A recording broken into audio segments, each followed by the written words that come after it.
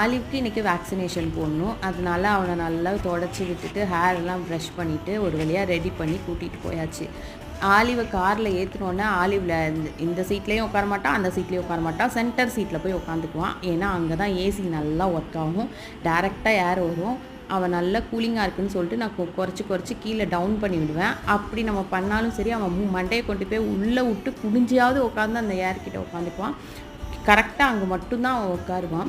அப்புறமேட்டுக்கு ஒரு வழியாக கிளினிக்கு போயாச்சு. கிளினிக் போயிட்டு வேக்சினேஷன் போட்டு அவங்க நல்லா தேய்ச்சி விட்டுட்டு அதுக்கப்புறமேட்டுக்கு நெயில் கட் பண்ணிவிட்டு ஃபேஸில் இருக்க எக்ஸ்ட்ரா ஹேர், கண்ணை சுற்றி இருக்க ஹேரெல்லாம் வந்து கட் பண்ணி விட்டுருவாங்க.